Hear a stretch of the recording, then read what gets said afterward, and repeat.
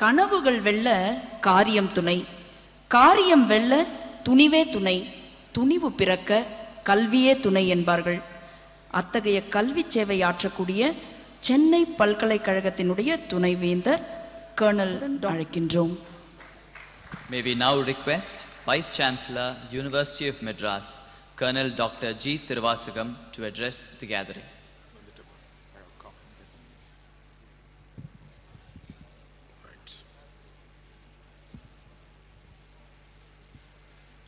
போற்றுதற்குரிய சுவாமி மகராஜ்,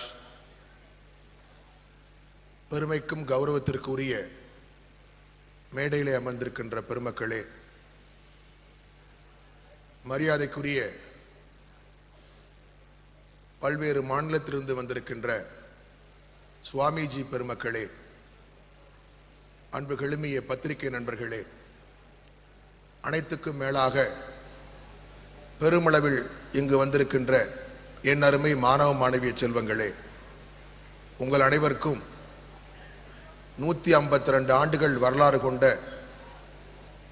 459 பல்கலைக்கழகங்கள் இந்தியாவில் இருந்தாலும் கூட இந்தியாவில் தோன்றிய முதல் பல்கலைக்கழகமான சென்னை பல்கலைக்கழகத்தின் சார்பாக என்னுடைய வரவேற்பையும் வணக்கத்தையும் தெரிவித்துக் கொள்கிறேன்.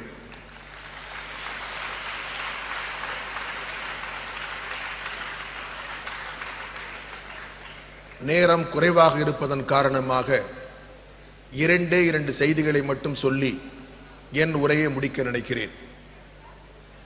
இன்று தேசிய இளைஞர் தினத்தை மிக பொருத்தமான முறையில் பொருத்தமானவர்களை அழைத்து விழா எடுத்திருக்கிறார்கள். சுவாமி விவேகானந்தர் இளைஞர்களுக்காக, அவருடைய மேம்பாட்டிற்காக என்ன செய்திகளை சொன்னார், எப்படி வழிகாட்டினார் என்பதை மறுபடியும் உங்கள் முன்னால் பதிப்பித்தால் அதை நீங்கள் கொள்கையாக, கோட்பாடாக எடுத்துக்கொண்டு வாழ்க்கையை மேம்படுத்தினால் நீங்களும் உயர்வீர்கள், இந்த சமுதாயம் உயரும் என்ற நம்பிக்கையில்தான் இப்படியான விழாக்கள் எல்லாம் எடுக்கப்பட்டிருக்கின்றன. ஒன்று, பல தலைவர்கள் இந்த நாட்டிலே தோன்றி இருக்கிறார்கள், பல செய்திகளை சொல்லி இருக்கிறார்கள். அதற்கான அடிப்படைகள் ஸ்பிரிச்சுவாலிட்டியாகவும் இருந்திருக்கிறது, சயின்டிபிக்காகவும் இருந்திருக்கிறது. ஆனால் எந்த தலைவர்களெல்லாம் தங்களுடைய கொள்கைகளை, கோட்பாடுகளை spiritually relevant, academically relevant and socially relevant என்று பிரித்து பார்த்து இறுதியாக தங்களுடைய எழுத்துக்களில், பேச்சுகளில், கட்டுரைகளில், பிரச்சாரங்களில் ஸ்பிரிச்சுவாலிட்டி ரெலவெண்டாக இருந்தாலும் கூட, அகடமிக் ரெலவெண்டாக இருந்தாலும் கூட, சோஷியலி ரெலவெண்ட் ஒன்று இல்லாமல் இருக்குமையானால் அந்த தலைவர்கள் சரித்திரம் படைத்தவர்களாகவோ வரலாற்று நாயகர்களாகவோ எடுத்துக்கொண்டதாக சரித்திரம் கிடையாது. ஒரு நாடோ அல்லது தனி மனிதனோ தன்னை புரிந்து கொள்ள வேண்டும், இந்த நாட்டிற்கு தன் மூலம் பயன்பெற வேண்டும் என்று நினைக்கின்ற பொழுது அவன் பெறுகிற அந்த பாடங்கள் ஸ்பிரிச்சுவாலிட்டியோடு இருப்பது அடிப்படை, மறக்க முடியாது. அதைத்தான் நபிநாயகமும் சொல்லுகிறார், இயேசு பெருமானும் சொல்லுகிறார், அதைத்தான் நம்முடைய பகவத்கீதையும் சொல்லுகிறது, மகாபாரதம், ராமாயணமும் சொல்லுகிறது.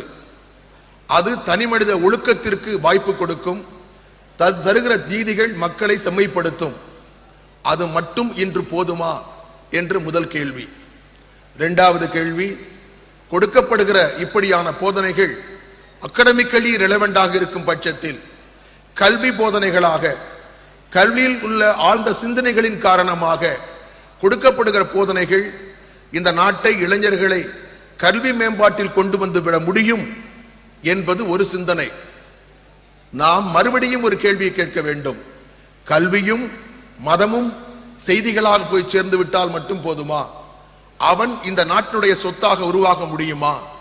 தனிப்பட்ட ஒருவன் இந்த நாட்டினுடைய சொத்தாக உருவாகிவிட்டாலும் கூட இந்த தனிப்பட்ட சொத்து பிற சொத்துக்களை உருவாக்குமா, வளம் பெருக்குமா, சமுதாய சிந்தனை பெறுமா என்பது கேள்விக்குறி. என்னை பொறுத்தமட்டில் அது இயலாத ஒன்று என்று சொல்வது நியாயமும் கூட. ஆதலால் எப்படியான போதனைகளும் அது ஸ்பிரிச்சுவலி ரெலவெண்டாக, அகடமிக்கலி ரெலவெண்டாக, சோசியலி ரெலவெண்டாக இருக்கும் பட்சத்தில் மட்டுமே எந்த நாடும், எந்த வீடும், எந்த சமுதாயமும் வெற்றி பெற முடியும். அப்படி மூன்றும் சேர்த்து கொடுக்கப்படுகிற கல்வியாகட்டும், போதனையாக மட்டுமே ஒரு சுவிச்சத்தை கொடுக்கும் என்பது என்னுடைய எண்ணம். இந்த வரிசையில் பல பேர் எண்ணிய முடிதல் வேண்டும், நல்லவே எண்ண வேண்டும், திண்ணிய நெஞ்சம் வேண்டும், தெளிந்த நல்ல அறிவு வேண்டும் என்று சொன்னானே மகாகவி பாரதி. அவன் இந்த மூன்றையும் தன்னுடைய எழுத்துக்களில் சொல்லி இருக்கிறான். ஆனால் அந்த சோசியலி ரெலவெண்ட் என்று ஒன்று இல்லாமல் இருக்குமே, ஆனால் வேகமோ விவேகமோ சமூக மாற்றமோ வந்திருப்பதற்கு வாய்ப்பில்லை என்பது உண்மை. தனி ஒருவனுக்கு உணவில்லை எனில் இந்த ஜகத்தினை அழித்திடுவோம் என்று சொன்னான். அன்னச்சத்திரம் 1000 கட்டினும் ஆங்கோர் ஏழைக்கு கல்வி கொடுக்க வேண்டும் என்று அறிவுறுத்தினான். அவன் சரித்திரமாக பாராட்டப்படுகிறான். அவன் செய்தி காலம் கடந்து, நாடு கடந்து, மொழி கடந்து இன்று ஏற்றுக்கொள்ளப்படுகிறது. இதனைத்தான் பகுத்தறிவு பகலவன் தந்தை பெரியார் அவர்களும் பல செய்திகளை சொன்னாலும் கூட அவர் பல்வேறு தரப்பு மக்களாலும் கௌரவப்படுத்தப்படுவது, பாராட்டப்படுவது அவருடைய சமூக சிந்தனைக்காகத்தான் என்பது முக்கியமான காலகட்டம். பெண்களுக்கு படிப்பு தேவை, பெண்கள் அடிமையாக இருந்துவிடக் கூடாது, அவர்களுக்கென்று முக்கியத்துவம் கொடுக்க வேண்டும் என்ற காரணத்தின் அடிப்படையில் ஒரு சோசியல் ரிலவெண்ட் செய்தியை பார்க்க முடிந்தது. இப்படி பல பேர் வருகின்ற பொழுது சுவாமிஜி விவேகானந்தா தன்னுடைய பேச்சில், தன்னுடைய எழுத்தில், தன்னுடைய சிந்தனையில் தன் குருவையும் மிஞ்சியிருந்த காரணத்தால் தான் இன்று என்னால், உங்களால், இந்த நாட்டால், இந்த உலகத்தால் பாராட்டப்படுகிறார் என்பதுதான் உண்மையும் கூட. 2 ஸ்பிரிச்சுவாலிட்டி என்று சொன்னவர் ராமகிருஷ்ணர். அதை தாண்டி ஸ்பிரிச்சுவாலிட்டியோடு சயின்டிபிக் டெம்பராமெண்டும் சேர்ந்து இருக்க வேண்டும் என்று சொன்னவர் விவேக். சிந்தனைகளில் கற்பனை வேண்டும், செயல்பாடுகளில் அறிவியல் வேண்டும் என்ற சொன்ன காரணத்தினால் தான் இன்று இளைஞர்களுக்கு எங்களை போன்ற கல்வியாளர்கள் பாடங்களை திட்டமிடுகிற பொழுதும், பாடங்களை நடத்துகிற பொழுதும், அல்லது ஆற்றல் திறனை மேம்படுத்துகிற பொழுதும் நாங்கள் முழுமையாக முக்கியத்துவம் கொடுப்பது இப்படியான அறிவியல் சிந்தனைக்கு தான். ஆதலால் நம்முடைய சுவாமி விவேகானந்தனுடைய சிந்தனைகள் காலம் தாண்டி எவ்வளவு ஆண்டுகள் ஆனாலும் கூட, எவ்வளவு மக்கள் ஆனாலும் கூட, என்ன வயசாலும் கூட ஏற்றுக்கொள்ளக்கூடியதாக இருக்கிறது. அதனை நினைந்து போற்றுவது என்னை போன்ற கல்வியாளருடைய கடமை என்று சொல்லிக்கொள்ள விரும்புகிறேன். இங்கே சொன்னார்கள், தொப்பியிலே பி ஃபியர்லெஸ் என்று போட்டிருக்கிறது என்று சொன்னார்கள். அந்த தொப்பியிலே ஃபியர்லெஸ் என்று போட்டு அவர்கள் மாட்டி எங்களுக்கு செய்திகள் சொல்வது போல இருக்கிறது. Be fearless. ஏன்னா தொப்பிக்கு மேல நாங்க தான் அதை பார்த்துக்கிட்டு இருக்கோம். இந்த காலத்து இளைஞர்களை பற்றி பலவிதமான எண்ணங்கள் எங்களை போன்றவர்களுக்கு இருந்து வருகிற காலகாலத்தில் எங்களை பற்றி அப்படி நீங்கள் ஒன்றும் பயப்பட்டு விடவே வேண்டாம். நாங்கள்லாம் சுவாமி விவேகானந்தனுடைய உண்மையான தொண்டர்கள். எங்கள் சிந்தனைகளில் உண்மை இருக்கும், ஒழுக்கம் இருக்கும், நியாயம் இருக்கும், தர்மம் இருக்கும். அதே தருவாயிலே நாட்டு முன்னேற்றம் பற்றிய தேச பக்தியும் இருக்கும். ஆதலால் தலைவர்களே எங்களை பற்றி பயப்பட வேண்டாம் என்றுதான் நீங்கள் சொல்வதாக நான் எடுத்துக்கொள்ள வேண்டும் என்று நினைக்கிறேன். இரண்டாவதாக,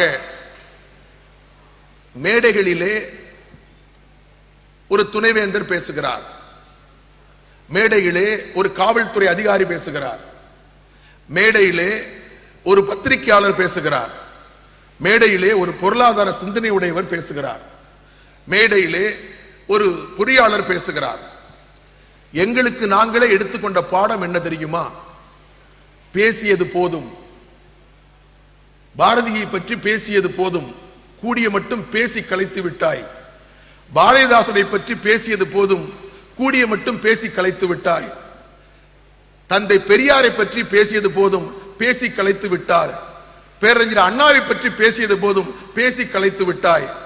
இவர்களெல்லாம் சொன்னவைகளை ஒன்னு ஆட்சி காலத்தில், ஒன்னு அதிகார காலத்தில் எதை செயல்படுத்தி இருக்கிறார் என்று எங்களுக்கு நாங்களே கேட்டுக்கொள்ள வேண்டிய கட்டாயத்தில் இருக்கிறோம். அதுதான் உண்மையும் கூட. மரியாதைக்குரிய திறமணி ஆசிரியர், அவர் தொழில் எழுதுவதே, அவர் செயல்படுத்துகிறது பல சமூக மாற்றங்களை. அவர் கையில் சட்டமும் கிடையாது, ஜீவோவும் கிடையாது.